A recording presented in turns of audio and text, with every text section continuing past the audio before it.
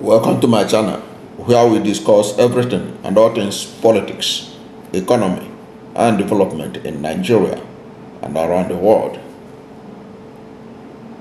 On March 12th, I did a video which I titled "Why Bandits Demand of 40 trillion naira ransom for Kaduna victims portrays Nigeria as a failed state." Why bandits demand of 40 trillion naira ransom for Kaduna victims portrays Nigeria as a failed state. That was published on March 12th. Interestingly, on March 13th, the Financial Times of London wrote an editorial on Nigeria. And that editorial, it titles it, "Nigeria's Kidnapping Racket is a Symptom of a Failing State." In my own editorial, if you like, I describe Nigeria as a failed state. The next day, Financial Times of London described the same scenario I was painting about the kidnapping and ransom. Describe it that Nigeria is a failing state. I have read the conclusion that Nigeria has failed, but the Financial Times of London say Nigeria is a failing state. Now we're going to look at why the Financial Times of London believe that Nigeria is a failing state. In that editorial, the Financial Times of London said that much of Nigeria is ungoverned. What it means is that there are large expanses of land in Nigeria that government has no authority over them. So much of Nigeria is ungoverned. Government there's no police, no army, no nothing that you can see there that can maintain the presence of government. And that is where you see all these non-state actors, terrorists, what have you, looming large. So the Financial Times of London said much of Nigeria is ungoverned.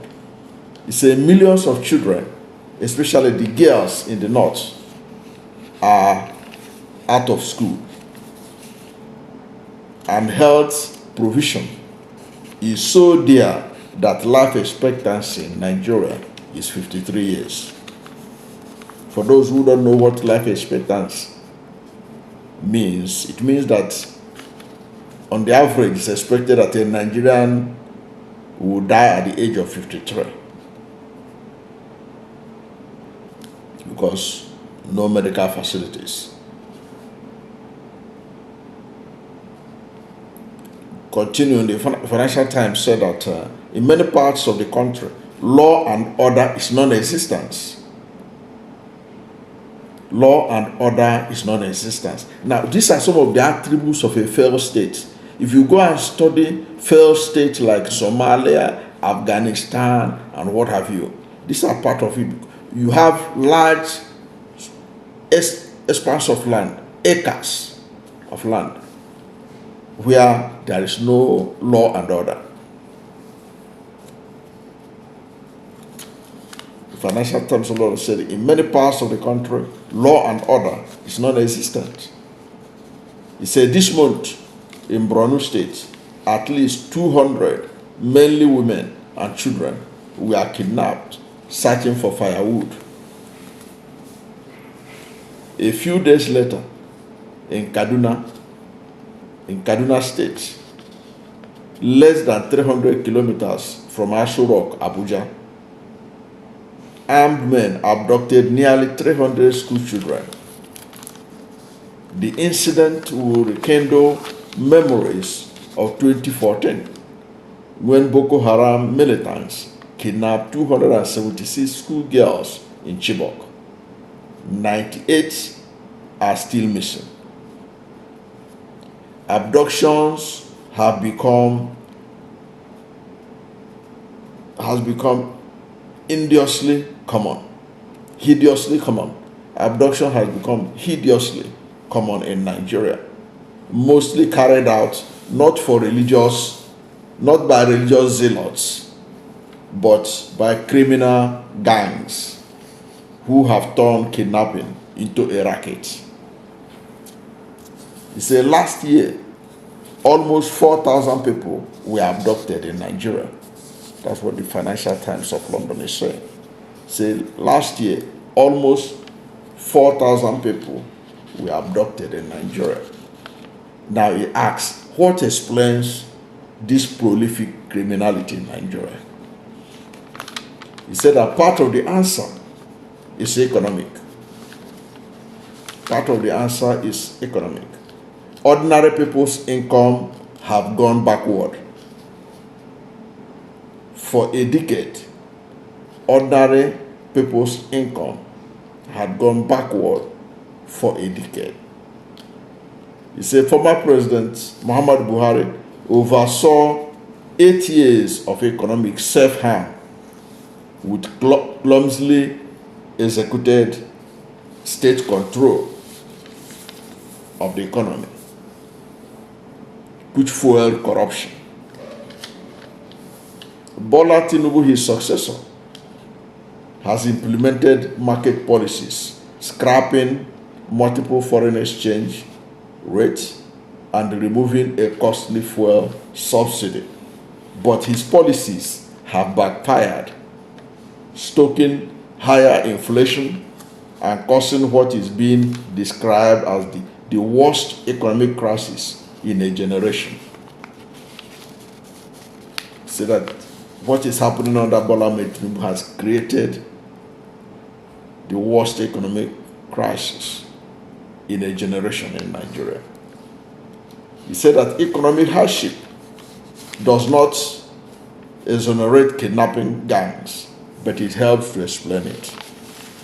It helps to explain the rampant increase in kidnapping in Nigeria.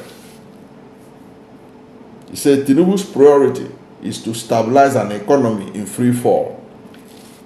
Now, the Financial Times of London is saying that Nigeria's economy is in a free fall. Now, you think that after an investor in Korea or United States, after reading this, he will bring his money to Nigeria? Then think again.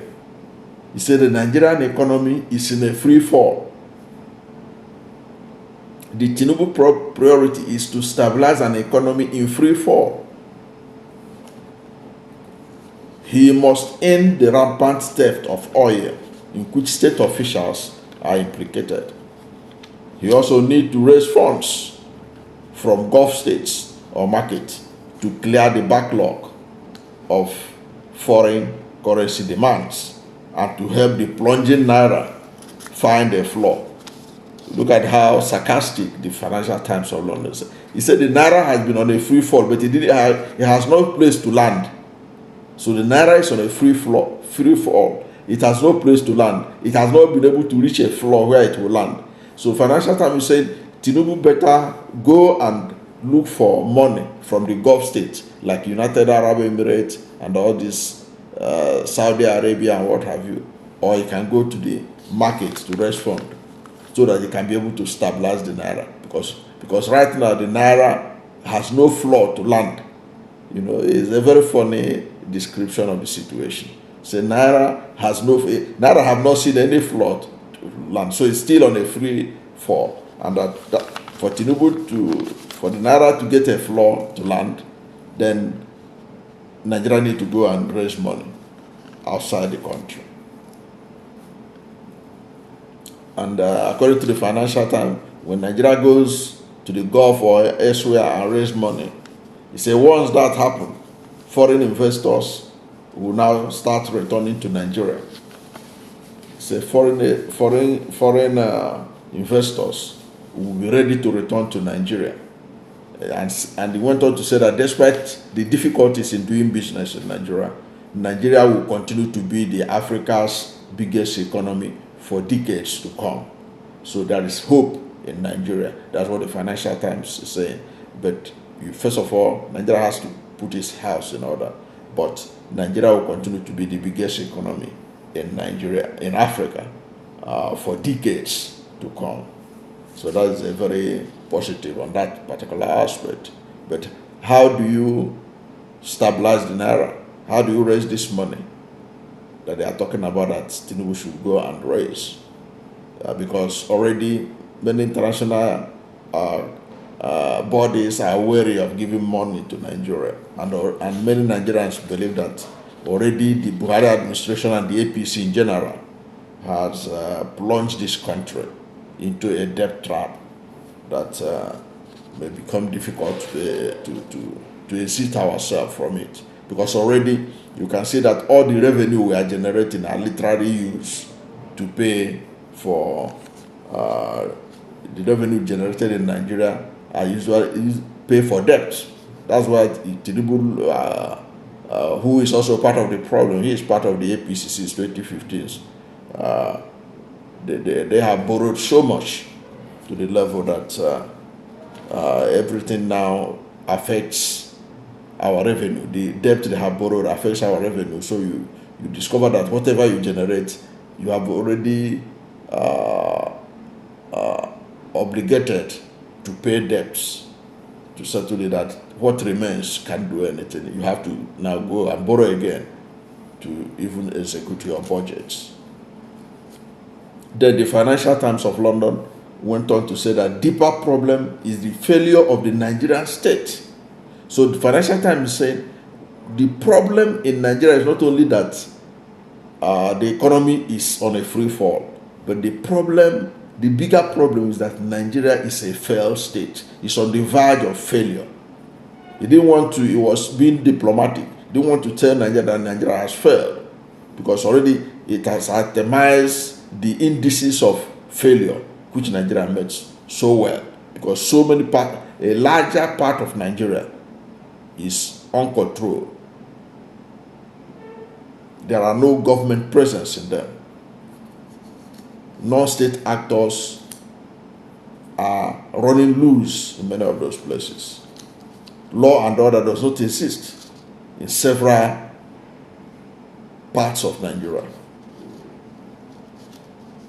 So the Financial Times of London said that the deeper problem is the failure of the Nigerian state. He said that the country had a challenging start. Post-independent government inherited a country that jammed together people from two major religions, 3 large ethnicities, and 350 language groups. And he said that the discovery of oil did not help transforming the business, did not help. He said the discovery of oil did not help. Nigeria has a problem of religion and ethnicity. But the discovery of oil didn't even help, because what happened was that the leaders, instead of using the oil to develop the country, use it to perpetuate corruption and underdevelopment that we are seeing. Basically, the Financial Times of London is telling Nigeria that Nigeria has failed. Nigeria is a failed state, but it's being diplomatic about it, that it is on the verge of failure. And it has given the reasons why Nigeria has those symptoms of failure, or symptom of a failed state. I was the one in the earlier video I did describe Nigeria as a failed state, because it's so glaring. You can go and read the features of a failed state. You can Google it. When you are ticking the boxes, you see that Nigeria fit into a failed state. Exactly. That's why Nigeria feels so helpless in so many things. That's why our president, after the kidnap of the school children in Kaduna, is looking up to America to come and help. They are so proud to say that America has promised to help bring back the school children. Where is that done in a country That is not a failed state. You are depending on another country to rescue your school children that was kidnapped inside your own country. What are you talking about? That's an indication of a failed state. The Financial Times of London is just being diplomatic in that their editorial, because it's the editorial they devoted on Nigeria, and they know that they have to be diplomatic, and that's what they've done. But the lesson is for us to see how we can extricate ourselves from the rank of failed states like Somalia and Afghanistan. We can apply technology. If we have enough satellite coverage of the whole country, no part of this country will be able to be totally under the control of non-state actors. And we can use drones to put all of them in check. Those of them who are in the bushes terrorizing Nigerians. So all hope is not lost. But we must do the right thing.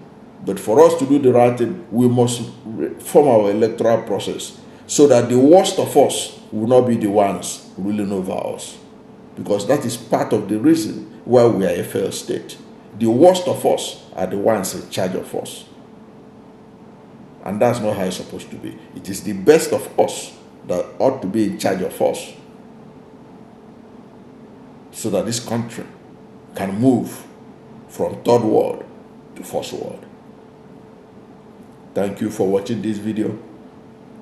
And if you are new to my channel, you have not yet subscribed to my channel, please subscribe to my channel. Hit the subscription button, hit the notification bell. When you subscribe to my channel and hit the notification bell, anytime I have a new video, you'll be among the first to know. God bless you. And please don't forget to like this video, because when you like it, Google will rank it high and recommend it for more people. Thank you, and God bless you and yours.